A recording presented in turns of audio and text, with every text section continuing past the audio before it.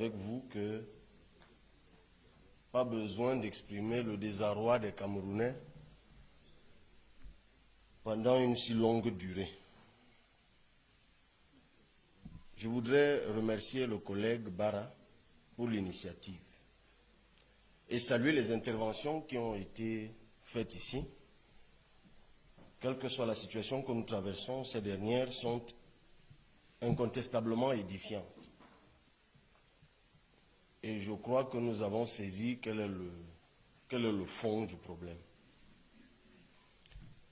Mais nous ne perdons rien à rappeler que la question des télécommunications au Cameroun, elle est scandaleuse. Tout s'y mêle. Mauvaise qualité de service, banditisme, escroquerie. Et on est complètement désemparé parce que c'est la traduction du citoyen abandonné par l'État.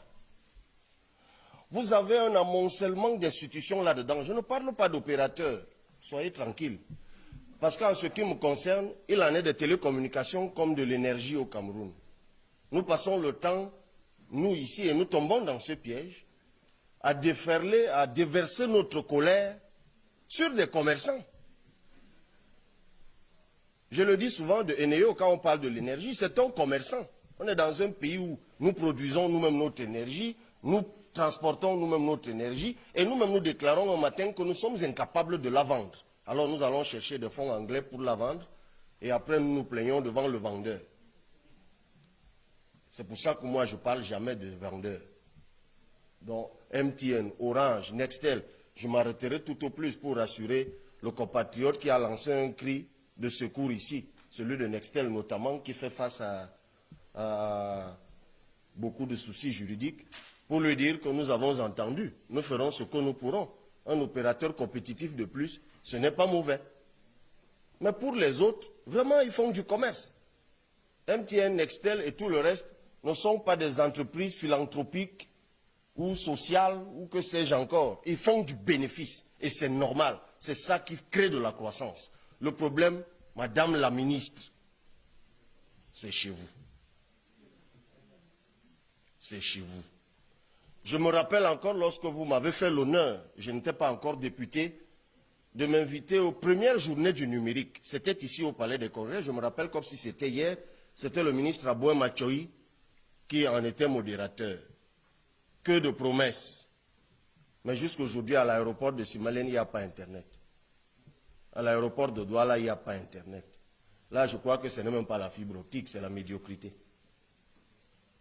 Nous sommes incapables d'avoir une vitrine, tout simplement, lorsque quelqu'un atterrit, comme ça se passe partout dans le monde, vous atterrissez dans des pays normaux, vous trouvez Internet. Peut-être même ce n'est pas vous. Mais je voudrais vous demander, Madame la ministre, dites-nous à quoi sert le fonds de développement des télécommunications. Parce que j'ai lu la loi y afférente, enfin le texte, je ne sais même plus de quelle année il s'agit, qui oblige les opérateurs de télécommunications à donner, je crois, 2% annuellement, 3% annuellement de leur chiffre d'affaires. Et je crois que si on fait le calcul, ça fait quand même au moins une dizaine de milliards donnés dans ce fonds de développement des télécommunications tous les ans. Mais nous n'avons toujours pas de bonne qualité d'appel téléphonique. Vous lancez un appel, on vous coupe, vous n'entendez rien. Internet, c'est le yo-yo. Où va cet argent?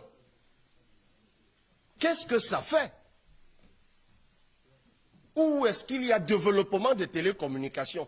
J'écoutais MTN tout à l'heure. Seulement pour l'année dernière, 200 coupures, je crois. Il a donné le chiffre de la fibre optique. Ok, nous avons décidé de conserver notre souveraineté sur la fibre optique. Ce n'est pas mauvais. En théorie, l'idée est bonne. Mais nous sommes incapables de l'entretenir, mais ce n'est pas étonnant. Moi, j'ai vu ces gens qui... C'est Camtel. C'est vous qui l'installez. Moi, j'ai vu les gars installer la fibre optique souvent dans l'arrière-pays. Vous-même, je ne suis pas technicien. Mais quand vous passez là, vous les regardez travailler. Vous vous demandez si c'est vraiment ça qui va transporter. C'est ça la fibre optique. Vous leur donnez de l'argent, mais enfin, ils vous creusent un truc de 10 cm et le lendemain, c'est une chèvre qui bouffe ça. On n'a même pas besoin d'un attentat pour ça. Je vous parle des choses que je vois. Excusez-moi d'avoir ce ton, parce que j'exprime mon exaspération.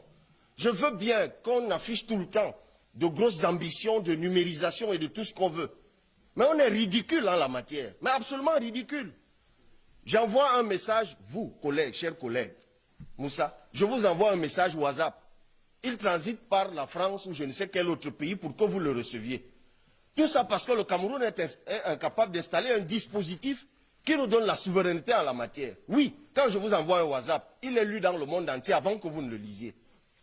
Voilà la réalité.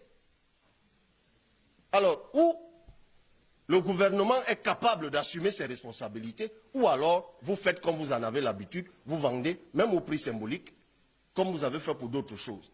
Mais pourvu que nous ayons quelque chose de sérieux, quelque chose qui ressemble au Cameroun dont nous rêvons ici. Vous allez m'excuser pour le ton que j'ai affiché, Monsieur le Président, mais je crois que trop c'est trop. Trop c'est trop. Il ne faut pas que cette assise soit comme toutes ces assises que nous faisons ici.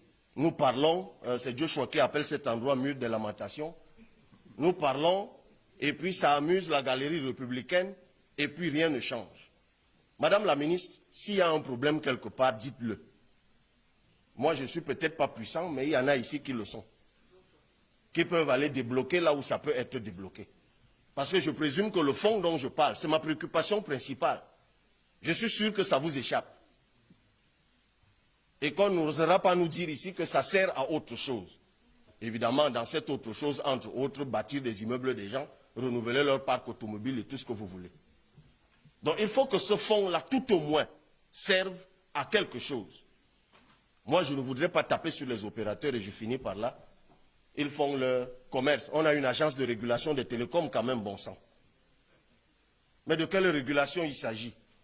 Puis-je aller là-bas me plaindre et trouver une solution? On les accuse tous de copinage avec tous ceux qui, effectivement, font du bénéfice sur nous. Mais quand est-ce que dans ce pays, même dans les télécommunications, on aura une institution qui nous protège, qui nous écoute, qui veille aux intérêts du Cameroun? Merci, Monsieur le Président.